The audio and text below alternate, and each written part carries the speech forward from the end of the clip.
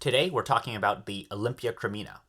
Or are we? Maybe we're talking about something even better. This is the Uniterra Nomad. I've made a whole entire video about this thing and I keep showing it off everywhere because it is just so unique. Some of you guys did not believe me, but you bought them and you tried it out and you can definitely, you now see, you've seen the light, you know what I'm talking about.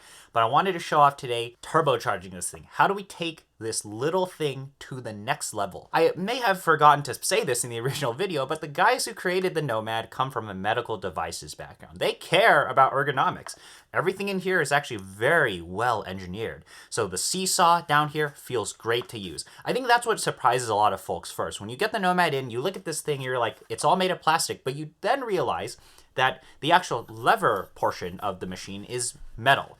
It's full metal and it feels good to use. All of these components here are good. Like to lock in your portafilter, to actually pump the lever and use the machine, it's incredibly ergonomic and it feels great. Now, aside from that, the reason why I like the Nomad is mainly down to the yield here. I can just pop this reservoir off and put as much water as I want in here. I can put up to 300 grams. I can pull my Spro overs. That's all that needs to be said. Don't worry, we're still talking about the Cremina. I've seen all of your comments. Thank you for spending the time to watch that video and actually leave comments about the machines. I'll be making that video soon, but without further ado, let me switch over to me brewing with the Nomad. Let me show you something fun. So here is the turbocharged Uniterra Nomad. I've talked about this machine all the time, and I wanted to show this off now because I'm still collecting questions for everything else.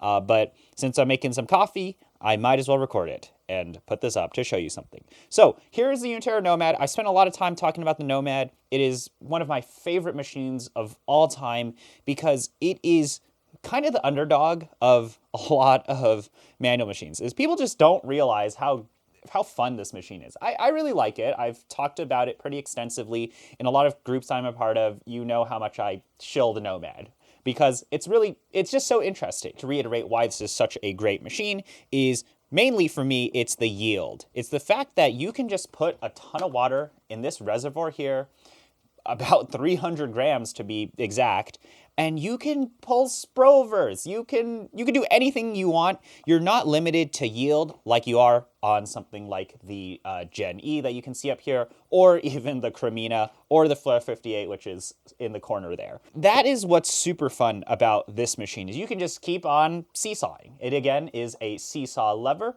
The other thing to note is back-to-back shots, is you can just pull a shot, pop a tray out like that, and then take another tray and with a prep puck and stick it right in and pull another shot. And of course, because our reservoir, this is all plastic, it's all covered, your temperature stability is pretty good with this machine. Now, I do see a lot of questions where people ask, how do you preheat this thing? Well, it's like most manual machines. Like if I didn't have the heater on this machine over here, what you would do is you would just put your boiling water in from your kettle, and then you would seesaw away. I only have had to do this with some lighter roast coffees, but to be pretty straightforward, I think if you start off with boiling water, it doesn't really seem to drop that much temperature. I'm not trying to be super scientific with something like this. I'm just trying to have fun, and I personally find this machine to be really fun to, well, seesaw like this. Now, I'm going to show you something fun here, which is taking the Nomad to the next level. I know some of you guys bought Nomads from the previous video that I made many months ago, and maybe I'll make a dedicated video here just to show you guys, but this is a fun one. So the two biggest issues with the Nomad are, one, the cleaning. So the reason why cleaning is a kind of a pain with the Nomad is that once you pull a shot, you have multiple sections that you have to take apart. You have a basket, as you see there. I didn't do such a good job cleaning there. So basket 1, tray 2, and then this is where your coffee comes out of. And then that goes into this part, and then that goes out there. Now, what I do when I pull shots with the Nomad is I just pull my shots, then I disassemble everything, rinse it all out. So cleaning has never really been too big of an issue to me.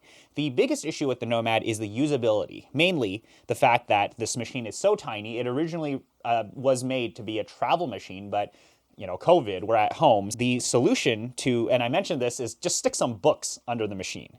Because if for you to fit a scale, so I have an Acaia Lunar here, which is a relatively thin scale here. And I have a fellow Monty, which is also a relatively short cup here. Using the Acaia Lunar and the Monty here, this is bumping against the tray. I can't actually fit the cup under the machine. So the solution is use shorter cups, or you literally would take a book or a piece of anything and prop the machine up. One of my friends has the ability to do CAD work, so he actually just made a 3D printed riser for the Nomad. And that fits the machine, I'm trying to hold this up like this, perfectly. So the machine fits inside of this riser here. This is obviously 3D printed, this is PLA, black PLA. And look at that. Now the machine is much taller. It's relatively same footprint, of course, because we're just raising the machine up. And now I can fit my Acaia Lunar and Monty. In fact, I have a lot of space, and I'll do a close-up of this. You can fit a Pearl here, which is the thickest scale I think most people will ever use, and it's completely fine. Now, to take the Nomad to the next level in terms of coffee performance, this is the fun stuff here, is what I've done in here is, again, this is a 49 millimeter basket. I've swapped the basket out from the stock basket, which is actually quite good. It's actually like a precision basket. I've swapped it out to a Strietman 18 gram basket. So this was a 14 gram basket.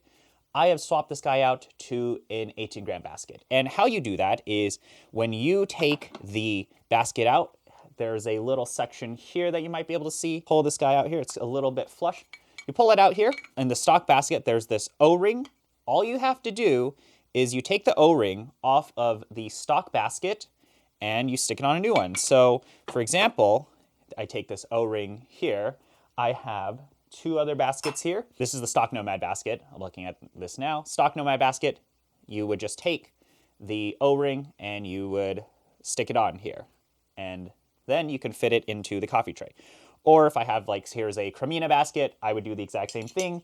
And I even have a Electra M Casa Leva basket somewhere laying around here. You probably could run it without the O-ring, but the basket does slide around. So I do like to take this O-ring, and all you got to do is stick it on here. Make sure it's in the ridge down there, nice and flush, and then kind of pops in there, and it's not really going anywhere, and you get good sealing.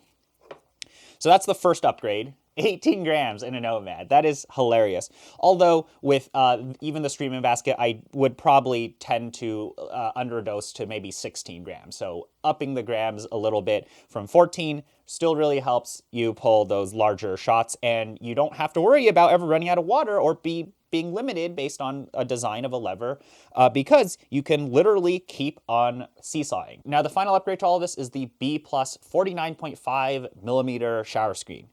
And that will just pop in just like that after you prep a puck. I love this thing because it really helps make puck prep a little bit more forgiving. Now, there's a ton of research on puck screens. Generally speaking, this is like another safety net on top of things. When you're prepping your puck, make sure that you don't have to be super hardcore. You also can get a cleaner experience after you're done prepping your puck. In here, there is a shower screen, and we do want to keep that as clean as possible. And having this screen up here basically prevents any of these residual grounds to get sucked up back into the system, and it makes sure that this is nice and clean. And because this is a lever machine, your pucks are always going to be really dry anyway. So this is just that extra layer of security, and it makes things a bit cleaner. So now let me show you just running through a shot. I'm going to just use the coffee from the last fellow drops, which is the Kawava coffee. I'm just going to put in about 16 grams into the niche here. I have found this Strietman basket does like a little bit coarser grounds than the stock Nomad basket. So I've adjusted the grind setting just a little bit coarser. I hope this will work out. Let me go ahead and get some coffee and pull a shot. Okay, so I have about 16 grams in here. I'm just going to be underdosing for this. What you can actually do is grind directly into the coffee tray here. So to do that, I like to remove the bottom plastic part, and then I actually take a slightly oversized dosing funnel, so I have a little bit of play there. This is a 51 millimeter dosing ring dosing funnel. I don't know if you guys can see this, but I'm just going to hold this up in here and I'm going to grind.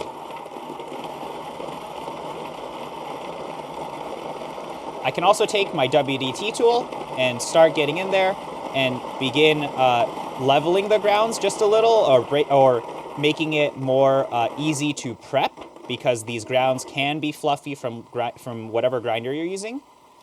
But there you go. So I'm trying to hold this up in the camera. I dropped my WDT tool, but let me pick that up. What I will do is I will then WDT. So by the way, to other Nomad owners, the bottom of this tray here is not actually perfectly level, so I don't actually WDT using this tray here, or like with this flat.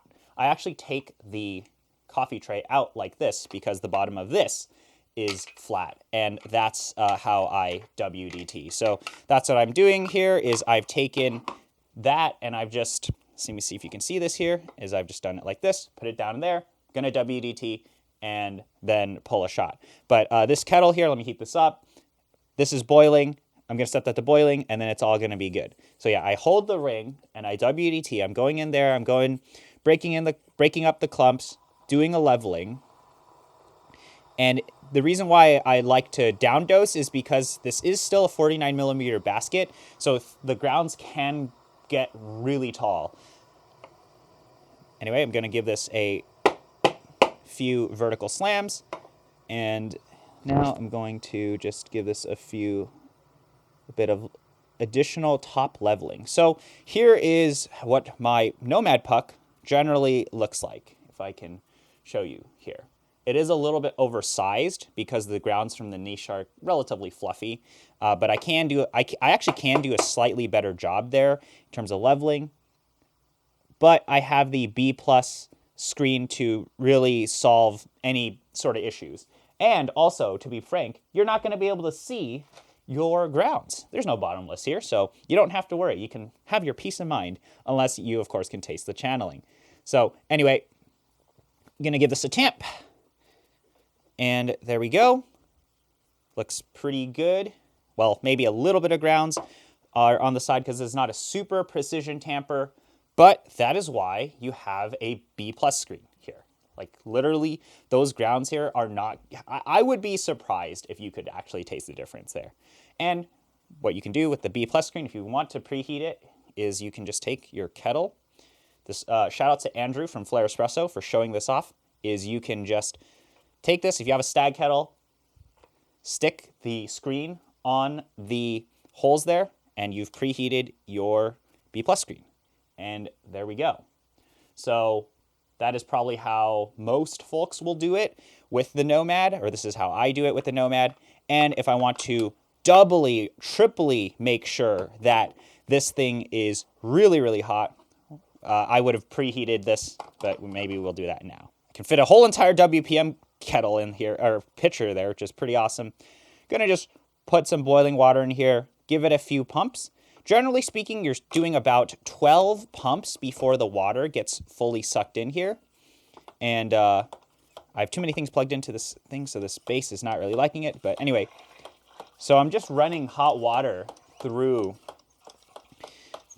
the system. It's getting sucked in here, and it's really ensuring the whole system is nice and warm.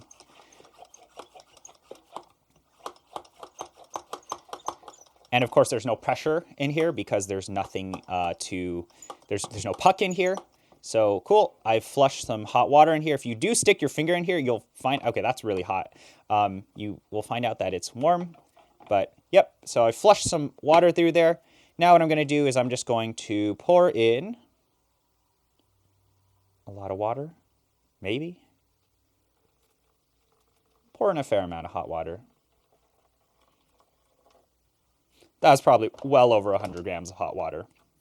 But I'm going to aim for probably 16 in, and we'll do, let's say, pull out probably a 1 to 3 with this guy. And let me ensure that I have a spare catch cup here, because this is a lever machine. Okay. So it takes me about 12-ish pumps to start building pressure. And you can indeed be very practical about how you prep things. But I'm actually just going to keep going for it.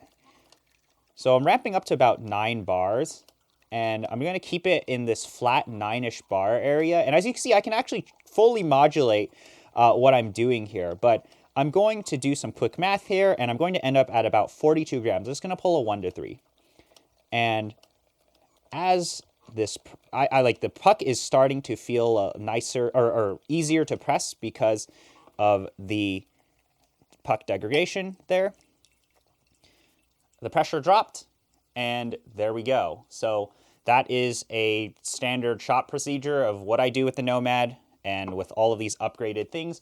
Let me let this residual pressure bleed out, and then I'm going to show you the puck. So what you can actually do is if you have a puck here and you put in too much water, you can just keep pumping. And you can pump the residual water there. I did add way too much water because I thought I was going to do something fancy, but I'm just pumping out everything. Now it's becoming really easy to pump like that. Actually, wow, this coffee does look really good. That looks really good. It's kind of dark in this room, so you might not be able to see it, but nice crema there. Oh, this guava coffee is actually really good. I hope, if you guys did order that coffee, I hope you really enjoy it. But yeah, that tastes really good. Definitely very lavendery. Okay, so I finished pumping here. I like to just always do more pumps than necessary just to really ensure the puck is dry. But yeah, so that is a pretty dry Nomad puck. That is how you pull Nomad shots. Nice and dry puck there. I'll probably knock this out and show you a close-up later. And then nice espresso. I've been sipping on this. This guava coffee is really good as an espresso. But yeah, that's how I pull Nomad shots. Still collecting questions on the Gen E as well as the Cremina. Trying to shoot the Cremina video this weekend. But yeah, wanted to show off the Nomad because this is such a fun machine and I got all these upgraded pieces for it. Makes it super awesome. Okay, so this is how I knock out Nomad pucks. This was the shot I just pulled here. And what you can do is you can just, so nice and dry, BPLUS screen kind of just falls out like that. I probably could have pumped this a bit more and made this even drier. But yeah, so after I do this, and it's super hard to do with one hand, but I'm just gonna, so I basically just slam this until the puck comes out like that. So you see this is actually really nice and dry. Then what I'll do is I will take all of these pieces apart and rinse them under the sink. And that's how you do a Nomad shot, or that's how you clean up everything. So yeah, like you take this out and you just rinse everything under the sink. I do this usually with 2 shots, so 2 trays, and it's just pretty straightforward there. But yeah, if you keep on seesawing, you can always just get a drier puck. That's just how it works. You want to make sure that all the stuff in there, that screen down there is clean. I am totally dropping things here, but you want to make sure all of this stuff is clean. And then you're good to go. But yeah, that's the kind of cleanup and shot processes of the Nomad. So yeah, see you around.